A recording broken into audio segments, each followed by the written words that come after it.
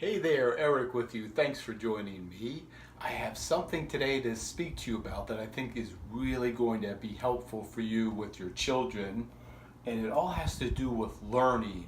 And this covers really all of learning, whether it be learning to play an instrument, learning to play a sport, learning to read, to spell. It can really be beneficial in any type of learning, and it's called deliberate practice. And the reason why this can be so powerful is because there's a system to it. There's a protocol to follow, and I just wanted to go through that with you. So, for example, let's say it's a school day and your child brings home their homework, and they have a lot of homework to do that night. So, number one, the first rule of deliberate practice is you do the hardest first. So maybe they're taking, maybe it's math. Maybe math is the most challenging subject that they take. So you always want to do the hardest one first. So let's say again, for the example, they're going to do their math first. So hardest first. Number two, you want to work on the weaknesses also as a priority. So if math is the hardest, then what specifically in math is their weakness? Is it adding? Is it subtracting? Is it dividing? Whatever that element is, you want to practice on the most and initially also. So hardest, then look for the weakness in it. And then of course number three, this is focus. You want all distractions out of the way, whether it be in a quiet place, in a room with the door closed.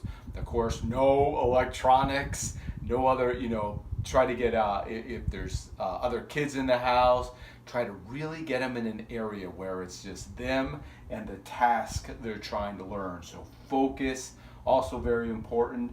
Time, there has to be a time component too. So let's go back to our example. They're working on math.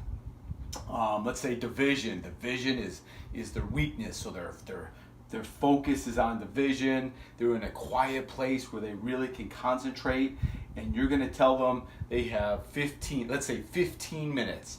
So you're going to tell them you're going to be timed. You have 15 minutes. I want you to put all your concentration into division for this 15-minute time component. Very important that they know that there is a time component. This automatically will tune their ability to focus up to a higher notch. So give them a time component. Also very important. Give them a goal. So again, they're working on their division. They have 15 minutes, and the goal is for them to complete six problems correctly. So they have to have an end goal with that time component.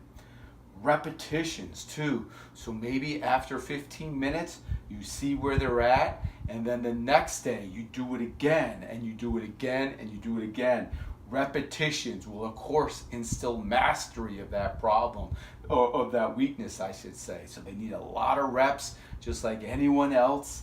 And then finally, number 7 is feedback. So again, to our example, they're working on division, they're doing it for 15 minutes.